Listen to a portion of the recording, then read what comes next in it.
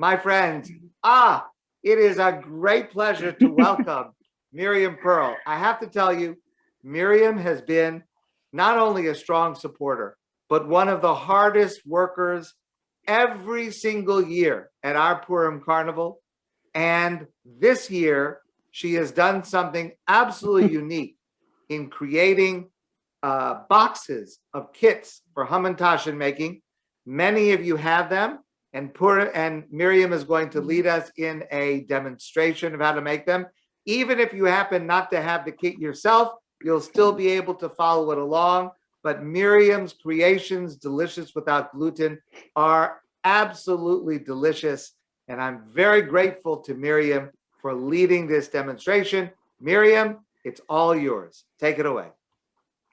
Hey guys, so happy that you're here to join me today to make our annual Hamantaschen. Yay!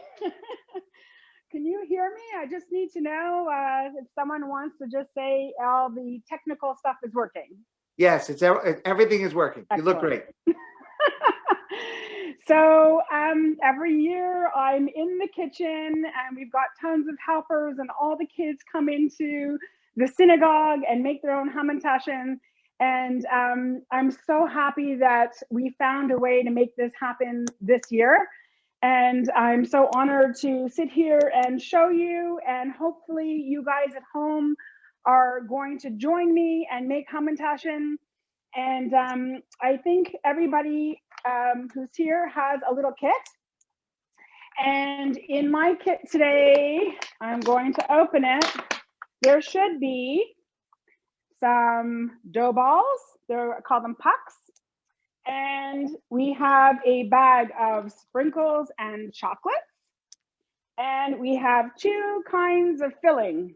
So the first filling is a cookie dough filling. It's the beige packet. And the other one is chocolate cake pop filling. So the goal of the day is to make some fun Hamantaschen. And you get to make your own and do what you like. And I'm actually going to ask if everybody has a parent to help them. We're going to need a pair of scissors, optional. We're going to need maybe a little bit of water, a little bowl for dunking your fingers, and maybe a little bowl for the sprinkles, and something with a flat bottom. It could be a plate or a little Tupperware top, or if you want to hold something, you can take a little flat edge Tupperware or whatever you have. Could even be a toy as long as it's clean, because it's going to touch the food. And so I'm going to, one more thing. We need parchment paper and a baking pan. And the first thing we're going to do is put the oven on 350 degrees. Okay, so all the parents, please turn your ovens on to 350 start, so that by the time we're finished making the Hamantaschen, we can put it in the oven and we can taste it. So we have the dough ball, and I'm going to put it onto my parchment paper. And I think I'm going to use this one over here. You could use any of the flatteners. We're going to flatten it out like a pancake. And so I'm going to press down, and I am going to flip it around and press down again. So really, we're just looking to see that we're going to get a nice round circle. Now, if you don't have something to flatten it, no stress.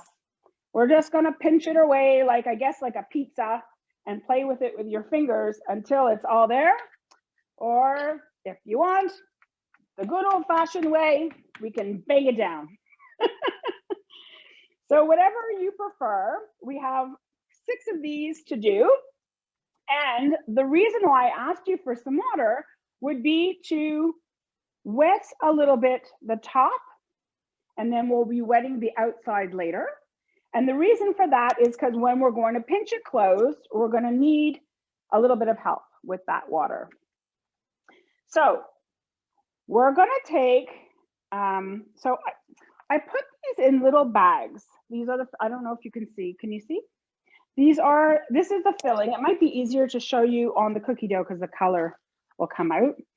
So what I'd like you to do is make a little corner over here, like take out some of the cookie dough, make a little corner, and we are going to use the scissors to cut away a small, tiny little piece of the edge so that it's open. And for those of you who know what it's like to decorate with a piping bag, this is like a pretend piping bag. We're going to gather up all this stuff and in our hands, I'm going to hold it like this, and I'm going to squeeze just like that. So we're going to use that. There is enough dough to make 3 or 4 Hamantaschens with this, but you need a nice big squeeze because you want it to be full, even a little bit more. You want it to be nice and full for your Hamantaschen. And then what we're going to do is we're going to pinch it closed. So how do I do this? Can you want to tilt the camera, Jake? That's my technical advisor, Jake. That's okay. It's all good. So I'm going to take the water, I'm going to go around over here, and I'm going to fold 3 edges. So I'm going to do 2 of them on the side and 1 in the center. It's probably an easier way to show you. Hold on. I'm going to do another one. Maybe, do you want to take the camera out and then try to, okay, so Jake is going to take the camera out. We're going to try another one. There you go. Sorry, guys, just give me a second. Here we go. Flip the camera so you can see. Okay, so now we've got a little bit closer.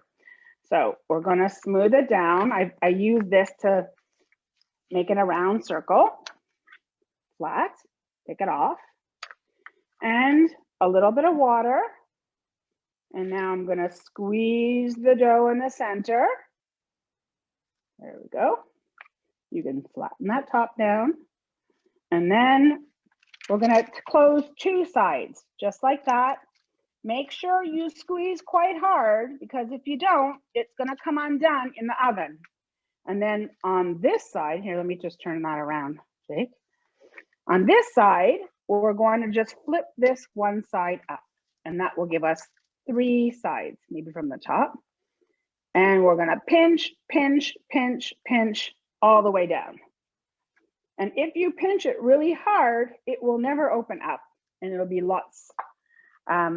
It'll keep it'll tighten it up. Sorry, lost my thought. Okay, so now we have a Hamantaschen fully closed, and we're going to wet the outside. Okay, why? So that we can do something with the sprinkles and the chocolate bits. Okay, so chocolate bits are lots of fun. You can stick them inside or put them on top, make a little pattern, whatever you like. And then we have sprinkles that we can put on top. And if some of them fall off, actually, you can take your wet finger, take one and then drop it on. Pick it up and drop it on, just like that. And you can make a little pattern, whatever you like. Or just dip the whole thing right in there. Any way that you like to have fun. That's the whole goal of this, is just to make it your own. I know people who like to take 2 cookie doughs, smash them up, and make a different kind of, I mean, I've seen everything at the Adath Israel in my days, where we take 2 of them and we make a big, big one. You can put one and then put another one and grow the circle.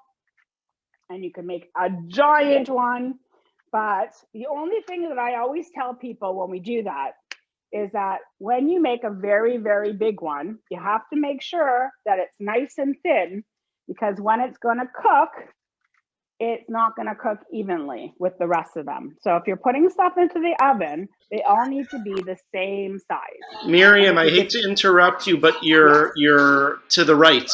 You got to tell your technical guy. You have to turn it the other way. There Sorry, we Jake. go. Jake, no, it has to go vertical. Vertical. Oh, like this? Yes. Oh, sorry about that. Ooh. There we go. Thank you. Can't see what I'm doing here.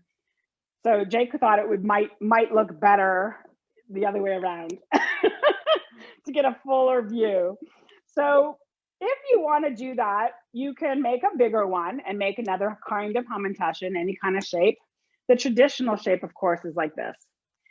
And it will eventually go into the oven at 350. That's what I asked you to put the oven on. It will take anywhere from 10 minutes to, I don't know, maybe 13, 14 minutes, depending on how you like it. This is already cooked. You can see the bottom is brown and a little bit browned on the top. And if you like it super, super dark, you can wait until the sides are a little bit more brown. The cookie dough is a vegan cookie dough, and it's very safe to eat even if it's not cooked through, so don't worry. And the chocolate is actually a cake pop dough, which means that it's a baked cake with some icing. And so since it's already baked, that's also good. So don't worry about the fillings being completely baked. You just want to make sure that your actual dough is baked. And I don't know, I want to know if you guys have any questions. So you want to maybe put the camera in pocket. Whoops. You think you took us off? Okay, we're going back on now. Okay. So does anyone have any questions at home? Or also you could type questions in the chat and we can relay them to Miriam. Yes, or if you raise your hand, Stu will unmute you and you can ask the questions yourself. When you received your package, you have a little sticker on there, and I just wanted to remind you that these are nut-free and peanut-free and soy-free, and also obviously they're gluten-free because that's what we do in our bakery. So it's obviously a different texture, but it tastes really good. Hope you're going to enjoy that. And Miriam, we have a question. How long do you bake them for? So as I said, if you're making a traditional size, 1 puck per Hamantaschen, you need at least 10 minutes. So between 10, some maybe 12, 13, 14. It depends on your oven too. It's 350 degrees. So every oven is a little bit different. So just as long as there is some browning happening, and of course on the bottom, you can put it on the middle shelf of the oven and let it bake. No special extra instructions. It's a very fun thing to do at home, and I hope you guys can be a little bit more creative. I know chocolate chips are a lot of fun to have inside, but also melted chocolate to drizzle on top is fun. And if you have extra dough and not as much filling, you can certainly put some jam inside if you like. It's totally up to you. Miriam, I have another question. Yes. What happens if we make the 6 Hamantaschen, but we've already eaten them by the time Purim comes? Well. What do we do? What do? You make some more. You make some more. That would be really fun. There's never enough Hamantaschen. Never. That's for sure. I think that was the opening for the plug to you call Miriam at Delicious Without Gluten and you get more Hamantaschen.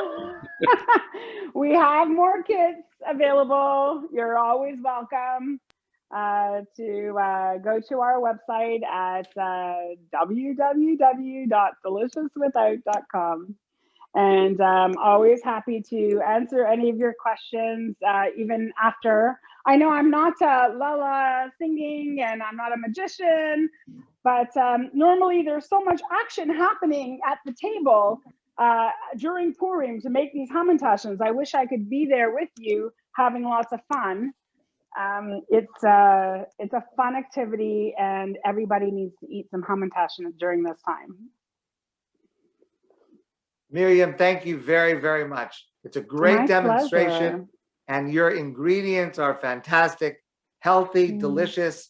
I must confess, already finished some of them, but I think we have a couple left for Purim, but it's going to be a challenge to get that long, but they are delicious. Thank you very, very much. And also, Jake has also been a tremendous help every single year, and we appreciate all of your help. We look forward to being able to do this in person very, very soon. Miriam Pearl, thank you very so much. Yay, Have fun, Miriam. guys. I hope you have a great time baking away.